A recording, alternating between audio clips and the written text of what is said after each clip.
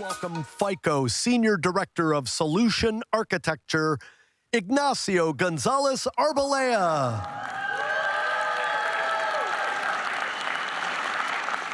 Thanks, everyone. Thank you, everyone. Good morning. For those of you who were not able to attend last FICO World 24 back in San Diego, back then you had this very handsome guy here on main stage, dressed in the same clothes as I'm wearing today, presenting a FICO Platform demonstration in which we were able to break a world record. Specifically, we were able to put an optimal pricing strategy for mortgages into production in only 22.7 seconds. So for those of you who didn't have the chance to go through this demo, I would very much encourage you to scan these QR codes so that you will be directed to the YouTube videos and you can do so. Also back then, as part of this demonstration, we went through a beautiful story. A story about a couple, Jane, or as we know her here at FICO, Digital Jane, and Louis, who were very much in love and looking forward to buying a new house together.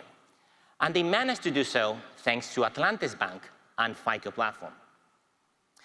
But today, it's been already 2 years that they've been living in this new place, and unfortunately, Louis here has set the kitchen on fire.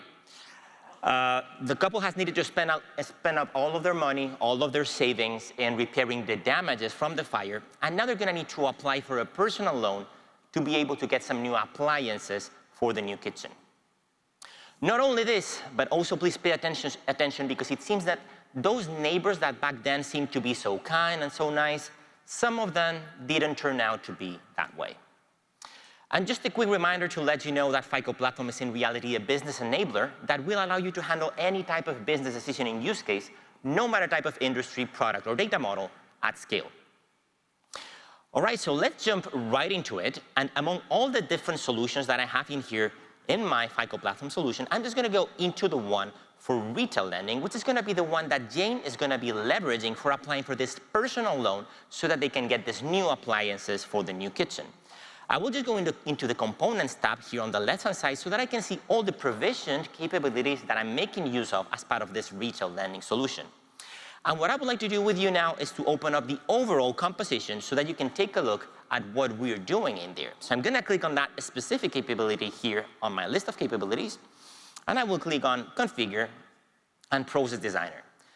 That's gonna take me to the composition for retail lending. I'm not gonna be going through each of the steps in the process just for a matter of time, but I would very much like you to focus on a specific section of this retail lending composition, which is the one that you can see here in the middle of the screen.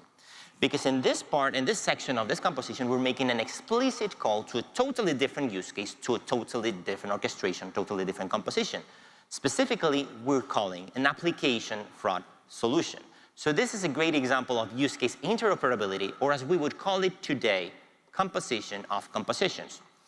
Okay, so let's go ahead and test this out for the first time. We're gonna get Jane, Digital Jane, going into the public website of Atlantis Bank, and she's gonna be applying for this personal loan. So Jane is gonna come into Atlantis Bank's website. She's gonna select her profile, Digital Jane, and she's gonna type in the password. Once she logs in, she will access her account. She will be able to see the typical information, the name, the picture. You can see that she's gone through some plastic surgery recently. You can see also her account balance. Unfortunately, she only has $8.46, credit cards, loans, and she's gonna go directly and apply for a personal loan. So she's gonna click on Apply for a Personal Loan. She's gonna keep all the information just as it is in the form. She's gonna be requesting $20,000 to be paid back in 2 years, and she's gonna click on Apply for a Personal Loan. That's gonna go into that composition that we just saw for retail lending, which is gonna be the one invoking application fraud. And the response that we're getting from Platform immediately is your application is pre-approved, just some minor details to confirm, but we can get things moving. What happened here? Why did we get this response? So let's go ahead and go into the case manager system of Atlantis Bank so that we can take a look. I'm gonna go into Digital Jane's profile. I'm going to go into the loan applications, and we can see the one that we just submitted. The ID, 142, the date and the time, just a few seconds ago. The product, which is a personal loan, $20,000 of amount to be paid back in 24 months. And we can see that this has been flagged as a possibility of application fraud. If I click on that one, I will get access to the full details of this application, and I can see also the reason why this has been flagged as a possibility of application fraud. And the reason is IRE score. IRE stands for Identity Resolution Engine. This is the linking and matching capability of the platform. And this means that due to the relationships that Jane has in her social network, this has been detected as suspicious of possible fraud. Just by going into Location tab, I can also see from where this application was coming. So I get a map. If I zoom in a bit more, I can see that this is coming from Miami, specifically from the Hollywood area. And if I zoom in a little bit more, I can see that this is coming from the Diplomat area and the Diplomat Hotel. Going into the link chart, I can get access to the full social network of Jane, and I can see how the different entities are related to one another. For example, I can see right here Digital Jane that just submitted this application in here, which is the one that we're dealing with.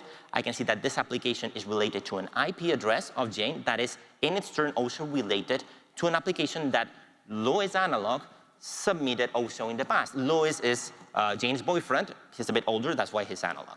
They have the same IP address. Both of them live in the same house. That's why they are related to the same address, to the same condo, the same building.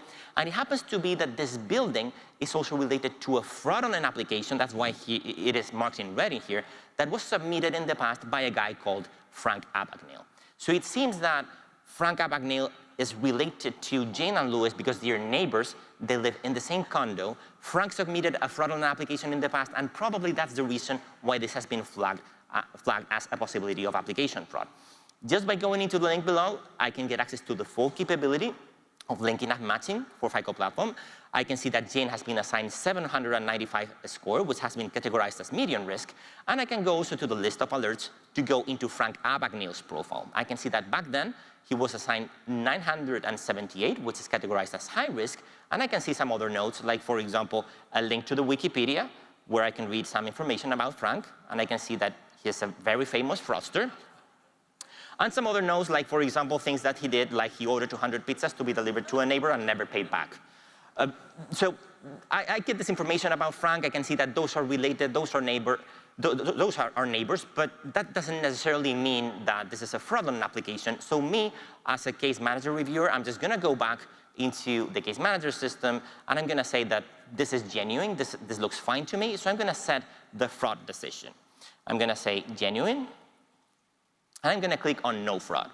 That's going to resume the execution of the retail lending composition that we just saw. This is going to finalize calculating all the credit lending fields, such as the decision, which is an approval, the strategy, which is champion, all the traceability of the credit lending calculations, the customer tier, which is preferred, the score model name, the score, and the interest rate that has been assigned at 5.84%.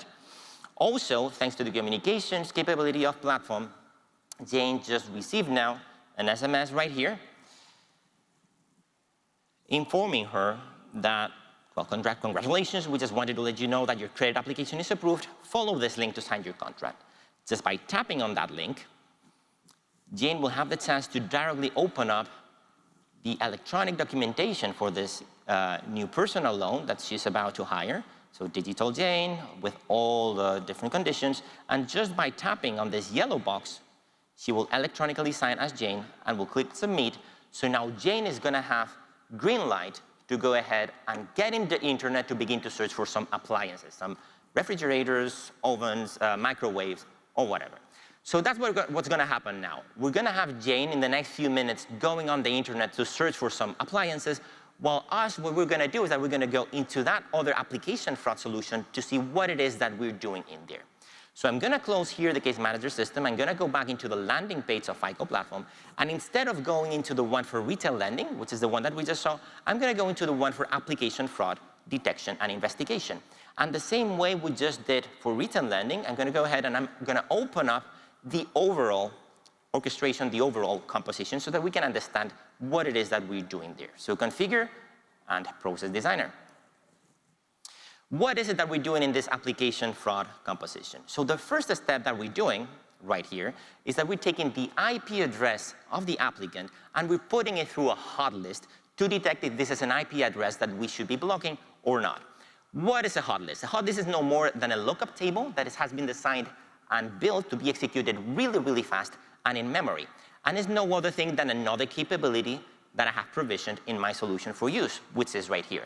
And as always, I just need to click on the little arrow here on top of the capability and then click on open so that we can take a look. So as always, configure and open.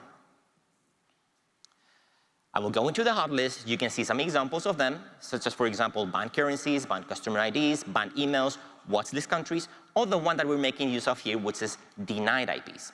If I go in there, you can see that this has the shape of a table, but it's still empty. This means that we're not yet blocking any IP address. Okay, that's the first step that we're doing, checking the IP address in a hot list. If it turns out that that IP address is in the hot list, then we're going to send that through the true branch so that it will go directly into decisioning for assigning this as fraud.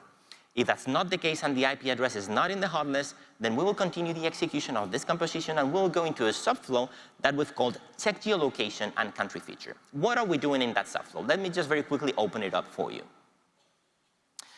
In that subflow, what we're doing is two very simple steps. The first step that we're doing here in green, we've called it geolocation of IP address. So we're taking the IP address of origin of the applicant and we're running it through a geolocation service so that we can resolve that IP address into a country on Earth. And here you might say, okay, but how are we doing this? Because that I know of FICO, we've never had a geolocation service. Well, now we do, thanks to our brand new FICO marketplace, in which me as a FICO platform user, I can very easily subscribe to any of the available services and very quickly plug them into my use cases, into my compositions. You can see some examples of services in here, like for example, Centilink, or Identity Verify, or Equifax, or LexisNexis, or for example, the one that I would like to use, geolocation. I just need to type it in, click on IP geolocation, I will get access to who's the provider, the name of the service, the screenshots, features, benefits, and if I would like to make use of it, I just need to click on Get, agree with the terms and conditions, and click again on Get. So my user account is going to be subscribing to this service, and just in a matter of a few seconds, I will get full access to all of the artifacts that have been generated for me, such as setup instructions, API specifications, and other assets that will make it very easy for me to just leverage this service in my use case. Okay, so that's the first step in that subflow, which is geolocating the IP address. And the second step is this one in brown called country feature update. And in here, we're going to be running a feature profiling for the applicant ID. This means that we're going to be turning the process into stateful. We're going to be bringing memory into the process. And specifically, we're going to be remembering from how many different countries the same applicant ID has been sending applications from, so that if we detect that the same applicant ID is sending applications from more than one country in a time window that we've configured to be only 2 days, obviously we will flag that as suspicious of application fraud. How are we managing this feature profiling? Again, by means of our feature profiling capability of platform, which is right here. You can see some examples of features, like for example, the total number of applications for an applicant ID in the last 10 days, or for example, the average income amount for the last 2 months, or the standard deviation of the credit score, or the one that we're using here, which is this one, country count for the last 2 days. If I get inside it, I can see the description. So we're counting the different countries for every customer for the last 2 days. I can see the type, which is going to be a long. I can see the context, which is going to be the national ID of the customer, the aggregation operation, which is going to be counting, and the window, which we have configured to be 2 days. Okay, so once we've done those two things, geolocating the IP address and remembering from how many countries they've been sending applications in the last 2 days, we can go back into our main orchestration process, into our main composition. And what we're going to do is that we're going to be reaching out to the linking and matching capability of platform to get the score. This is the one that actually put Jane on hold in our previous execution. And finally, all that data is going to come through a decisioning capability, which will be the one assigning a tag of fraud or not. Also, if needed, of course, we can get in touch with the communications capability of platform through any type of channel. All right, so now let's imagine that Atlantis Bank, they have a fantastic database with fraudulent events, and they would like to make use of it in order to build an internal application fraud model. How long do you think it would take for Atlantis Bank to build an application fraud model and take it into production for execution? Of course, this is a model that could have been perfectly well developed externally in any type of analytics laboratory tool and just brought onto the platform for execution only. But this is a FICO Platform demonstration, and as so, we're going to be making use of our own capability called FICO Analytics Workbench, which is right here. How can I build this internal application fraud model? Very easy. I just need to come here into scorecards, then click in New Scorecard. I'm going to be using auto binning. I will give it a name, for example, my new model. I will click on Next. This is just like installing an application in Windows, so next, next, next. I will say that the zeros are going to be representing no fraud, and the ones are going to represent fraud. I click on Next. I will select all of the variables as possible predictors, next, next, and run. And in a matter of a few seconds, I'm not going to even have the time to go grab a beer or a cup of coffee, because this is going to be ready for me to just take the model and execute it, take it into production for execution. So just in a couple of seconds, this is going to be ready. Here it is. I can see all of the binnings that have been created for my variables. I can see all of the performance statistics, such as, for example, the score distribution, the KS, and the ROC curve. And now it is when the most critical moment of this demonstration comes, and I'm going to need full concentration here. Because the same thing that we did last year, in which we measured the number of seconds that it was taking for us to take this model, this strategy, into production, in here we're going to do it a bit different. We're going to be tracking how many clicks it's going to take me to take this model into decisioning for execution. And for that, I'm going to be using a tool right here that I've installed on my browser that is going to be tracking the number of clicks that I'm taking to put this model in production for execution. So I'm going to reset this. I'm going to put the statistics to 0. And let's go ahead with it. So could we please bring a bit more tension into this process?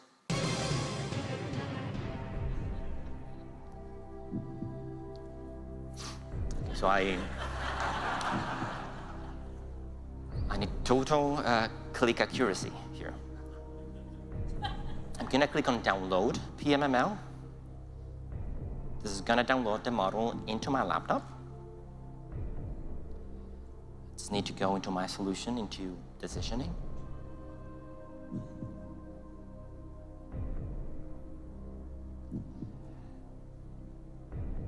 As always, I need to click on Configure and Open.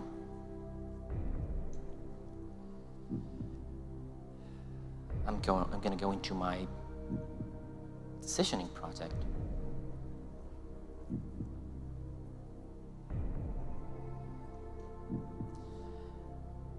Now I'm just going to need to click on Import PMML scorecard model, I believe it is. I will select the file that I just exported. It's going to detect all of my input and output features. Next. And my final answer here, which is going to be done. So final answer, done.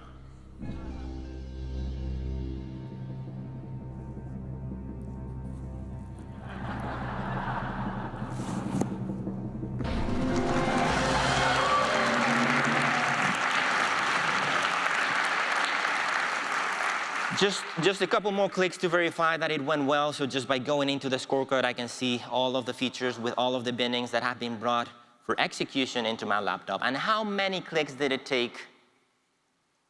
21 clicks to bring the model into production, ladies and gentlemen.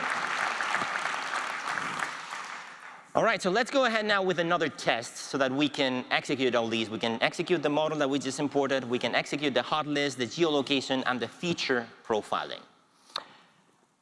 As we were saying before, during these last few minutes, we've had Jane going on the internet to buy some new appliances. And she ended up on a very genuine website called Amazon.com. It's Amazon, not Amazon. Amazon is a sponsor for us. They are absolutely great. I buy on Amazon every day. I love it. This is Amazon. Okay, it's a different thing.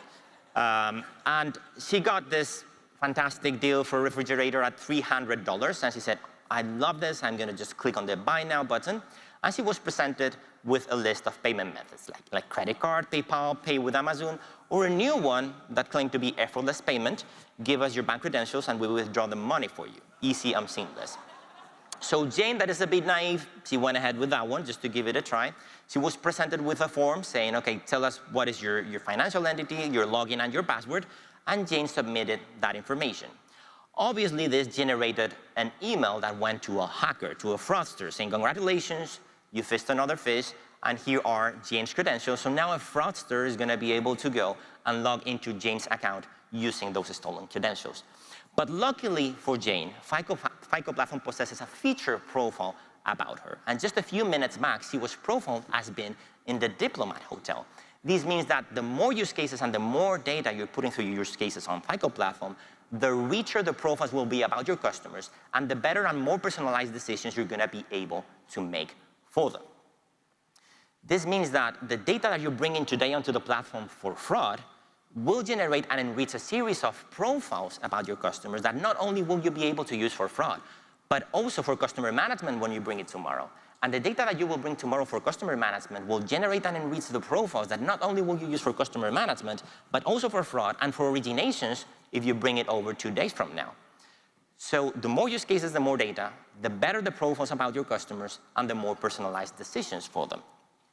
Okay, so now that we've gotten to this point, we're gonna get the fraudster. I'm gonna turn into the fraudster right here. The fraudster is gonna be going into a remote desktop that is gonna be using an IP address that is located in Canada so that we can test this out. So I'm gonna log in to my fraudster laptop.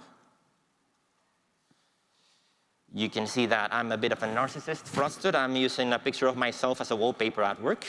And just by going now into the Atlantis Bank public website, I can now use the stolen credentials for Jane. So I'm gonna click Jane, I'm gonna put in the stolen password.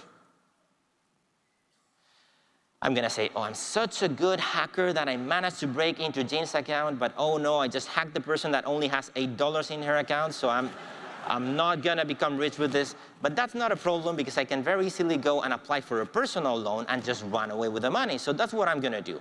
I'm gonna come into apply for a loan. I'm gonna click on apply for a personal loan.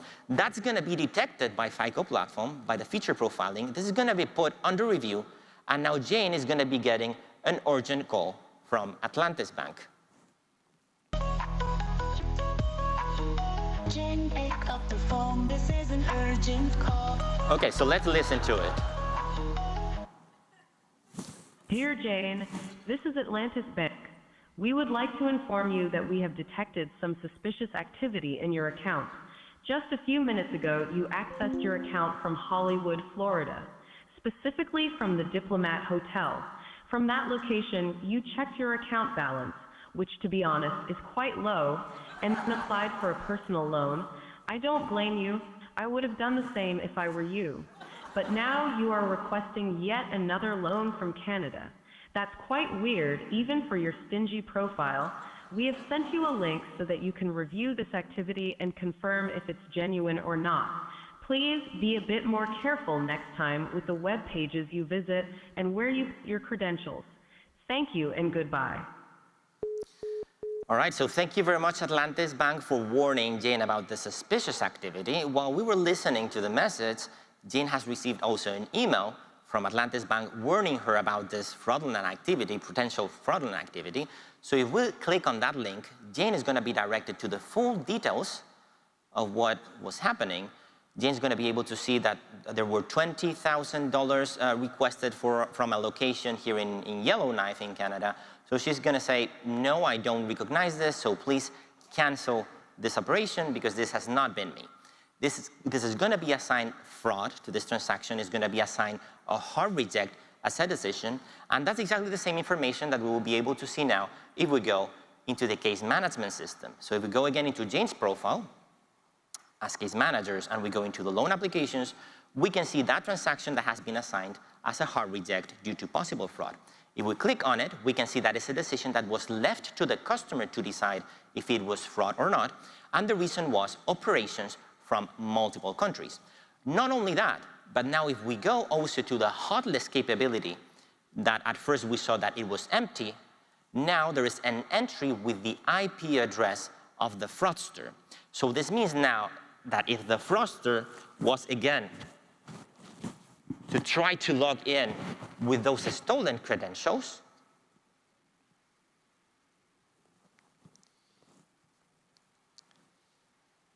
saying Jane and the stolen password, that's going to be detected by the hot list of platform, and immediately we're going to get the user is blocked and we have called the police, and the fraudster will not be able to access Jane's account. So once again, FICO Platform has been able to effectively protect its customers. And now I would like to leave you with Mike Turkey, who's going to be moderating a CIO panel. I hope you like this. Thank you very much.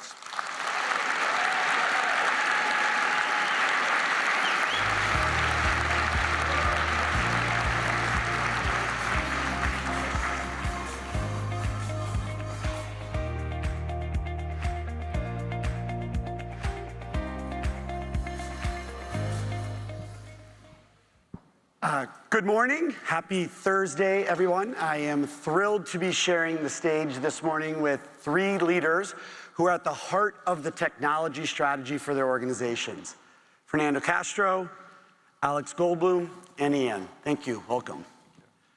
Each of your companies is going through a digital evolution, meaning your role has become more complex, more dynamic. You're being asked to not only support technology, but drive business transformation. You're constantly balancing cybersecurity, cost management, and the adoption of new technologies like the cloud and analytics. The three of you have played a key role in shaping how your organizations leverage technology to stay competitive and meet your customer expectations. Let's discuss for a little bit this morning what challenges you faced, what are some of the critical success factors that you guys have used to get and address those, and maybe a little bit of a glance of what's coming next. So, Fernando, good morning, welcome. Itaú is hitting its 100th birthday, is that correct? Yeah. Congratulations on that. Thank you. Itaú has been at the forefront of the transformation within credit in the banking industry, and what has that meant, and you have a new system called One Itaú. What has that meant to your business, and what has that meant to the architecture of how you deliver it? Perfect. Thanks, Mike. Good morning, everyone. I'm glad for being here. One Itaú is how we bring customer centricity to life. Our goal for the future is being recognized as one of the most customer-centric banks in the world. So let me share our starting point before. We are one of the most largest banking in Latin America. We have over 70 million customers in Brazil. So we have decades of code, platforms that we had running on mainframe.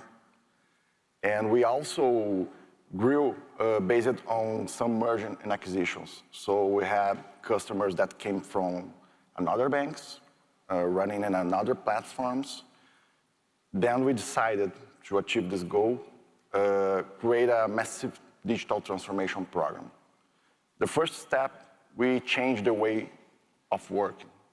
So we moved for a fully waterfall development product to agile at scale. So now we are organized in communities. We have tech and business teams working together, sharing the OKRs, and responsible for the evolution for each platform. The second step, we decided to move from our mainframe legacy systems to the cloud. Today, we are running 60% of our platforms in the cloud, and by 2028, we will get there with 100%, which means that we have our North Star also, as FICO has, and every team should make your business services available to the entire company. So the other communities can use common functions across the bank, and that's make this reusable, very efficient, and is a way to see the customer just one customer. Then we had at least 5 mobile apps to our customers with different value propositions. Then we decided to create the One Itaú, bringing all customers to just one super app, offering all of our products and services, and even beyond banking services. We reached this year 15 million running on this new platform. And we look at the credit scenario, we had the same. 7 different applications running, decisions every day, but decisions in a product-oriented view. So we couldn't not see the customer as just one person that has its needs. And then we decide with FICO, move to just one layer. We used to have big decisions, batch-based, with low frequency. Now we have just one layer with high frequency and micro decisions running across every journey, every customer journey in our channels. Which means that at the past, we took 6 days to establish a new credit policy. Now we spend 5 days.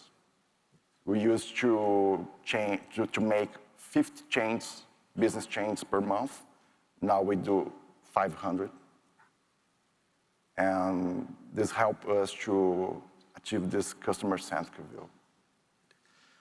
The volume of customers, the number of use cases that you just talked about, I mean, that seems like could be pretty demanding, like to the data and complexity with it. Talk a little bit about how that approach and what demands they place on how you guys manage data. That's a great question because we saw a lot of presentations here. We saw the FICO vision for the future, and everybody is walking on the right way.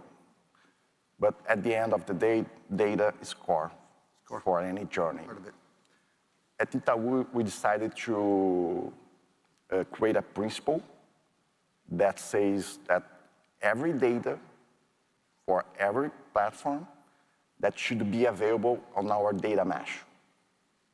Then another teams and another platforms can use and access this data.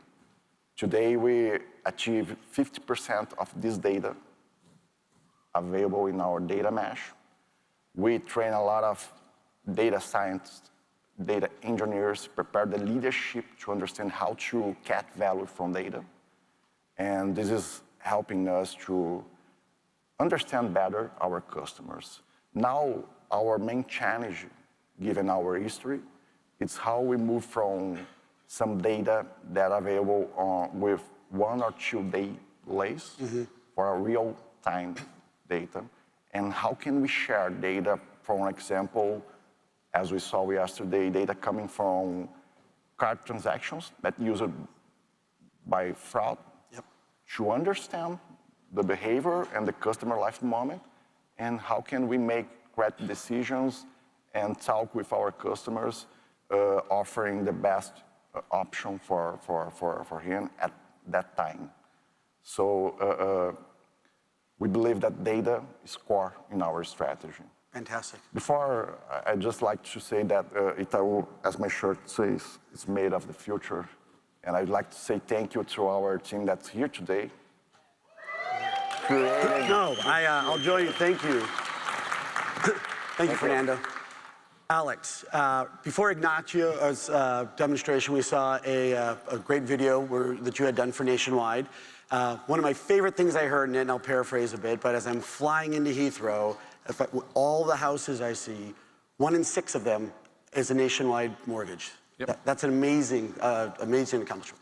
With that kind of presence in so many people's life, how do you help ensure that technology is still a key enabler of that trust that they're putting in you?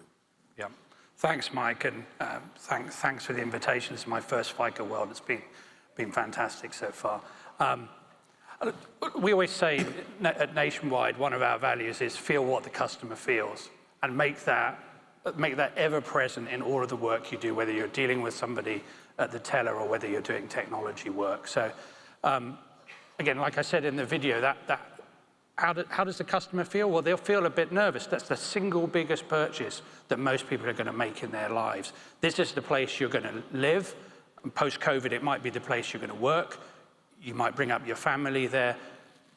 How do you address that need that the customer has emotionally for transparency in the decision that's made. Can you explain why you said yes? Can you explain why you might have said no, unfortunately? The customer is busy, right? How do you deliver this at pace? If the customer is applying for a mortgage, how do you make that a matter of days before they've got their approval to proceed? If they've got a credit card, they need you to address that request for an increase in limit in real time, not in the post. And then the other aspect of this as well is, we want to make it frictionless, but at certain times we want to make sure that the customer feels safe and that the friction, if it needs to be there, is introduced at the right time. You say the customer feels safe. I mean, obviously, that means security in a lot of cases for them. That means modernization of what you get. You're modernizing, you're securing this technology. You guys chose the FICO and the FICO platform specifically to help you do that. Can you talk a little bit about, what's been the impact of that? Yeah, and look, I mean, I joined Nationwide 7 years ago. We've been working with FICO for maybe 10, 15 years in total. When I joined, the bulk of the conversations were about infrastructure. And if I had a conversation with our chief product owner, who you saw on screen, to be frank, I often had to disappoint him to say, look, we've got to do this program to update our servers or our software, et cetera. The need to do that in terms of choosing FICO Platform has gone away. You guys are doing that because that is what you do brilliantly, in addition to obviously providing all the capability and functionality.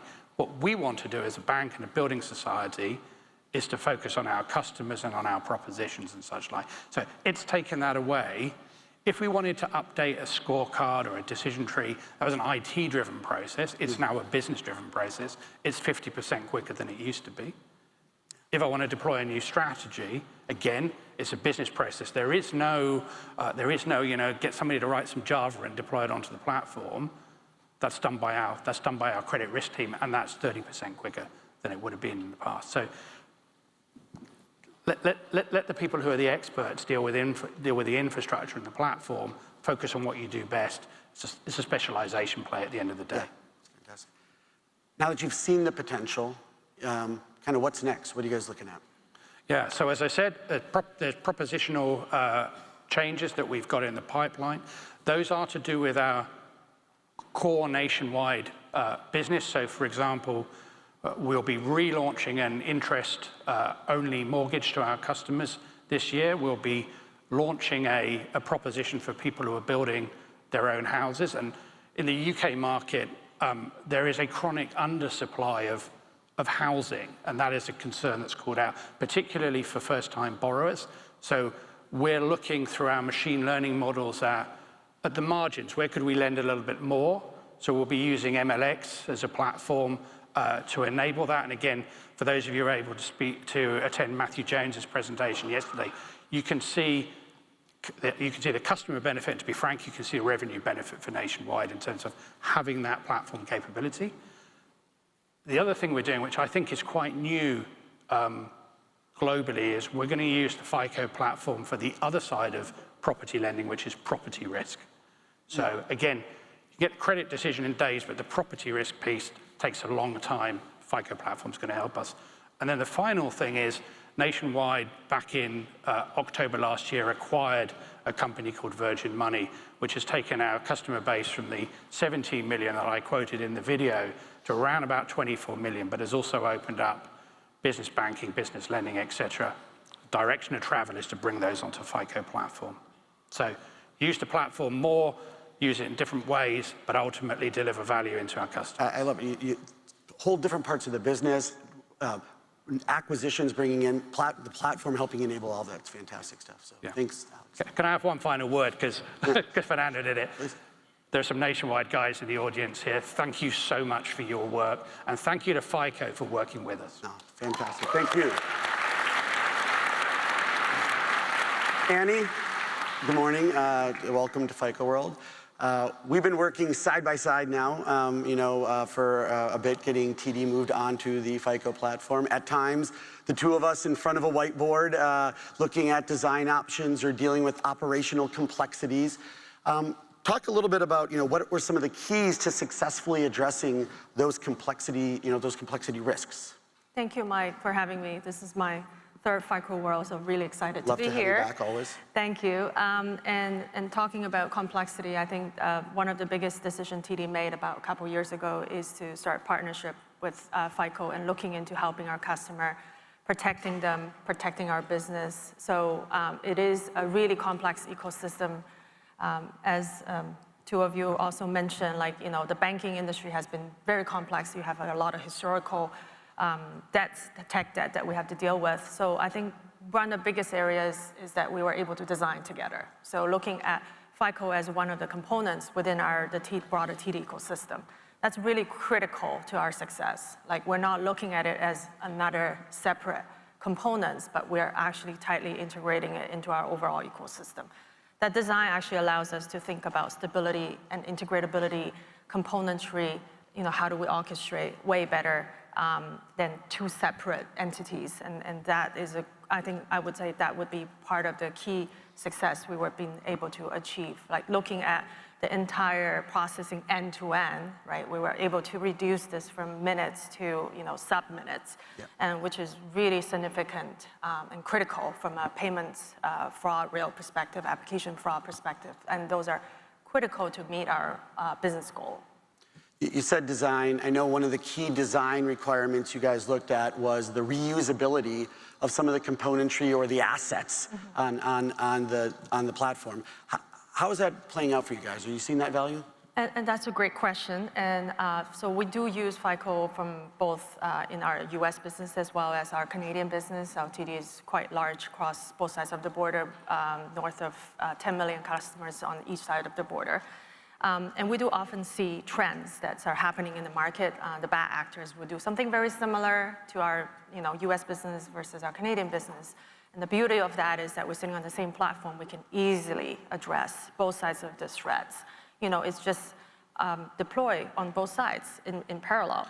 And I think we're going to be seeing more and more the reusability. I think Jen Weber yesterday at the opening was talking about the fact that we also have a credit profile now sitting on top of FICO, and we're going to see more synergy about leveraging credit decisions and fraud decisions on the same profile, and that allows us to reduce the friction, at the same time address risk where we're seeing the synergy between both sides. That's fantastic. I mean, you're talking about the different parts of TD that are working together. I talked about, obviously, it wasn't just them and us working together. It was TD and FICO working together as partners to do this. Talk a little bit about that operating model and what has it meant to your success? Absolutely, and I'm really proud that we are able to, you know, do one TD and FICO together, and it's amazing to see the entire offshore center. You were sitting with them in India, sitting with our Toronto office, rolling out the platform. It was a 48 hours intense cycle, but this is not a one-off. I've seen the team sitting right next to each other, solving the problems from data mapping, validation, to how do we make sure, you know, we have blue-green deployments, and where we see complexity of compiling, the teams are side by side. Like, that operating model is one of the key of the success, that we're feeling the pain of each other, and then we grow together, we solve the problem as one team. Yeah, we talk about the platform a lot and the technologies and the features, functions, but it's actually platform as a service, right? And it's all of the other pieces, the support, that make it a service that I think it's, you know, part of what we deliver as part of the product. So, Fernando, Alex, Annie, thank you for sharing your experience, your expertise with us here this morning. I've been happy to be part of the journey that each of you have been on with the platform, and looking forward to continuing that. Thank you. Thank you. Thank you, Mike. Thank you. Lights go down. In America,